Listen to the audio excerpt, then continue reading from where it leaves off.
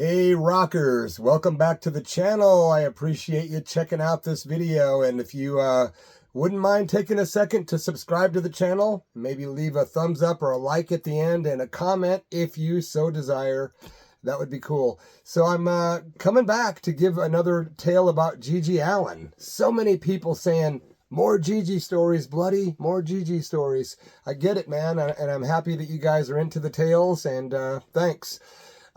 Shout out, first of all, before I get started, shout out to my punk rock brother Al in New York for being an awesome friend. Also, shout out to Sean Weimer in Indianapolis for being a great friend. You guys rock, and yeah, these guys are some cool cats. I just wanted to give a little shout out, show a little respect to you guys, and to the rest of you for being a part of this channel and checking out this video.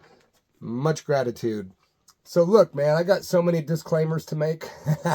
You know how it goes, right? It's a walking on eggshell kind of world, man. But I got to say this, man. If you're not a fan of the gross, the shocking, crazy rock and roll stuff that might turn you off, this video might not be for you. This is for people that are into shock rock and people that are not easily offended and people that are willing to try to listen to some truth instead of just projecting what they feel is the truth and then creating this little reality bubble that's not really exactly reality.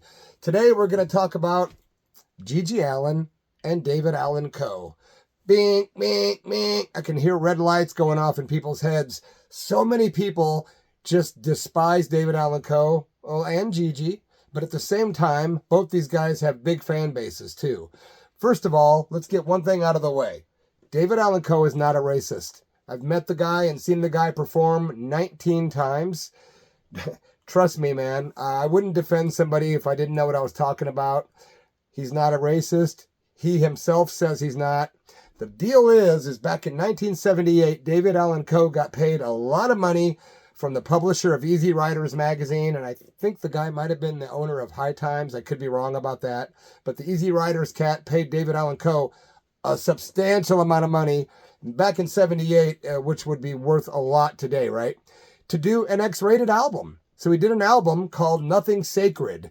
And on that album, he decided, like comedians like Shel Silverstein, who David was a fan of, he decided to do an album that was satire.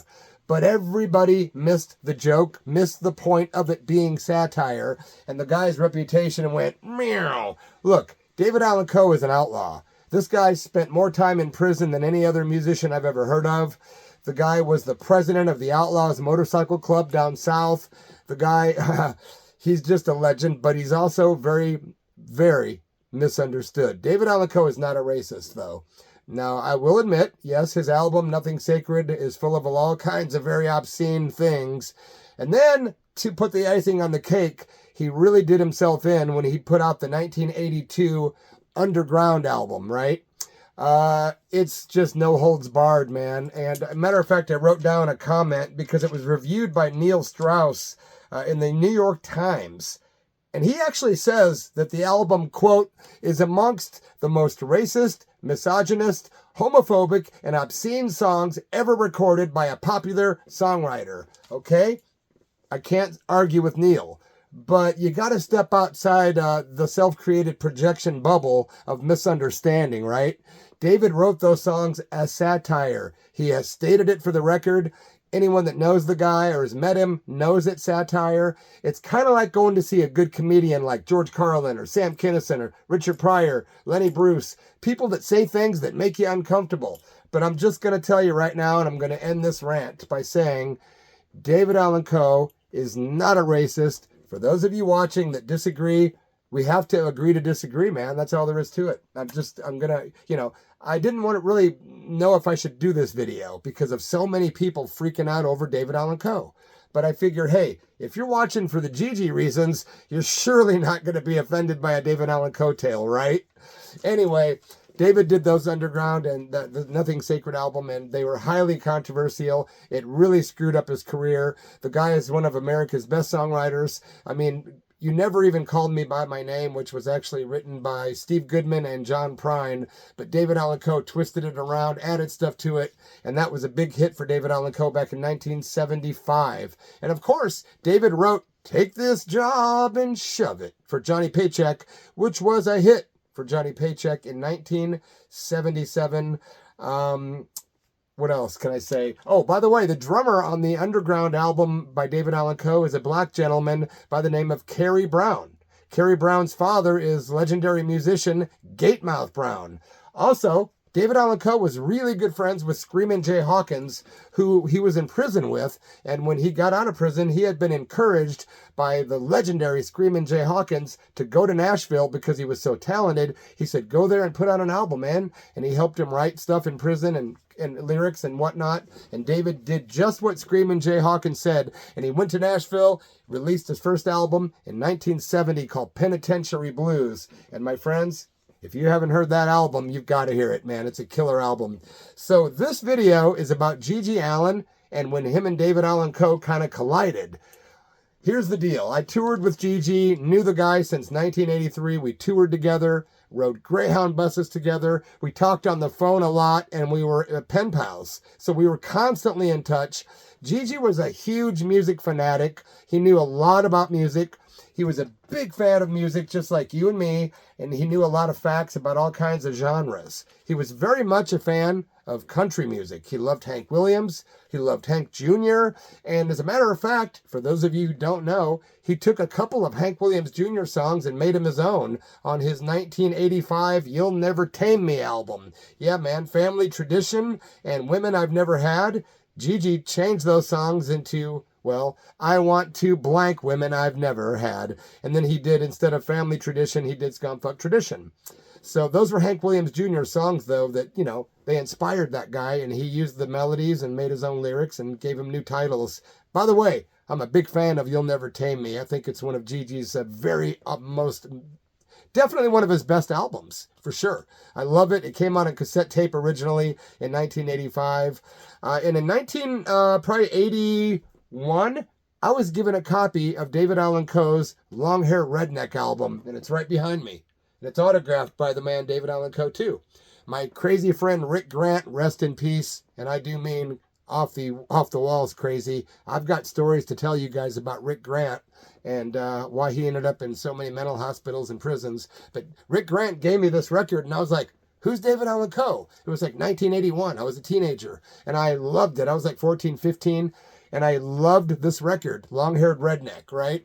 And I started getting into David Allan Coe and finding out about his history and realizing this guy is up there with some of the best writers like Willie Nelson, Steve Earle, Johnny Cash, just up there with some of the very best, right? Long-Haired Redneck. I was talking to GG on the phone one night. We were some afternoon, one day, right? And we started rapping, man. And I asked him, hey, man, have you heard any David Allan Coe? And he's like, who's David Allan Coe? And I'm like, you got to be kidding. He's like, no, who isn't? Fill me in. I said, look, GG, David Allan Coe is kind of like you are in punk rock and roll, like this crazy outlaw black sheep guy that everyone kind of freaks out on and is very controversial, an outlaw. And GG was immediately enamored with the idea of David Allan Coe because, again, he was a fan of country music and he liked that stuff. And I started going on and on about David Allan Coe's Long-Haired Redneck album. I started talking about the way David looked, the way, you know, David used to call himself the mysterious rhinestone cowboy, and he would come out with these different masks and different outfits, and he was president of the Outlaws Motorcycle Club, and he had X-rated albums. The guy had been to prison, he'd been on death row for a while. And what happened was GG ended up saying, I'll check him out, man. I'll check him out for sure. And I thought, yeah, you probably won't. This was before there was an internet. You couldn't just Google it or jump on YouTube. But GG was a huge music fan, like I said, man. And the guy was big time telling the truth when he said he was going to check him out and find out about David Allan Coe. Because GG's didn't say much to me about it. But he did tell me later that he'd been checking out Coe and then he liked him and stuff. And that's kind of all he said, right? And then all of a sudden, and this was about 1987 when this happened, when me and him had that conversation. It was sometime in 1987, right? Then he releases his second album on Homestead Records called Freaks, Faggots, Drunks and Junkies. Yeah, Freaks, Faggots, Drunks and Junkies. It's an album that featured the guys from the band Psycho. Shout out to Charlie Infection. Shout out to Ed Lynch. Shout out to former Psycho member Bill Normal. Johnny X. Yeah, of course, Charlie and Johnny, also co-founders of Action Records. Well, these cats from the band Psycho, who I actually had the pleasure of doing a gig with in 1989 in St. Louis, Missouri. Psycho were the band that GG chose to back him up to be on this album, right? And they recorded the tunes with him. There's some additional information about the recording of that album and the personnel. But for the most part, Psycho, the guys had a side band name called Bulge. And that's what they used. So it's GG Allin and Bulge. And when this album came out in April of 1988, I was completely surprised when I heard the song Outlaw Scumfuck. I couldn't believe it, man. I'm like, everybody knows, because David Allan Coe wrote Long-Haired Redneck, and I was like, wow, it's just like the Hank Williams Jr. scenario. GG took Long-Haired Redneck, retitled it, kept the melody, but made his own words and kept a few words that were David's, but he really made it his own. That's one of the GG signature songs that people love. But I was completely floored, being a big GG fan and a huge David Allan Coe fan. At this point, I had met David Allan Coe one time, and that's how I got him to sign this. But since then, between then and now, I've met David 19 times, right? So when I heard the GG song Outlaw Scumfuck, I'm like, no way. He covered David Allan Coe.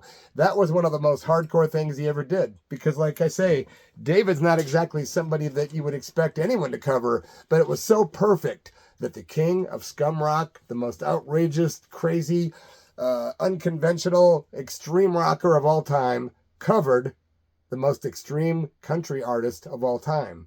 I mean, there's a lot of crazy guys in the country music world, but David Allan Coe takes the cake, my friends. Yeah, he's still out there doing it too, man. He's so eccentric, but he's still doing his thing, man. My friends, I appreciate you checking out this story, but before I let you go, I got a little side note. I was talking to, should I say his name? I don't think I'll say his name. He's somebody that used to be in a band with GG, and I'm not talking about his brother. I'm talking about somebody back in the day that was in the band with GG, and we were talking about this fact that I turned GG onto Coe.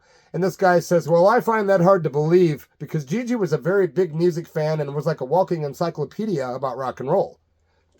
I'm like, okay, so you're saying I'm a liar then. Why in the hell would I make up something like that, dude? For one, I'm not a liar. I'm not a pathological liar. I don't even like to tell white lies. So anyway, all I can say to that dude is, why would you insult me and even suggest that it wasn't true? That's just stupid.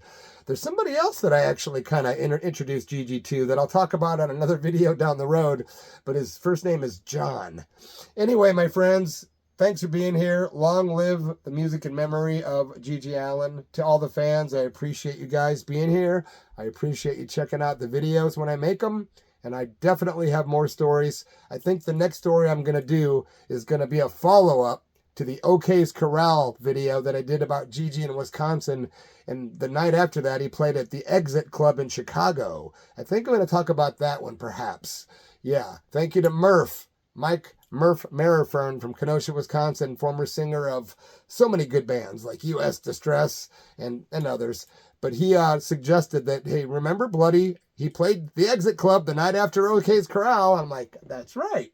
I'm going to have to do some digging, do some research to find out some facts about that show. If you have any memories about that show that GG did on that second Hated in the Nation tour, where the Exit Club was the night after OK's Corral, leave those memories in the comments below so I can help formulate my own memories to do a video about that night. I know some of you are going to stand up and take this challenge. I appreciate that. So if you were at that show, let me know what you remember and what other bands were on the bill, that kind of thing, man.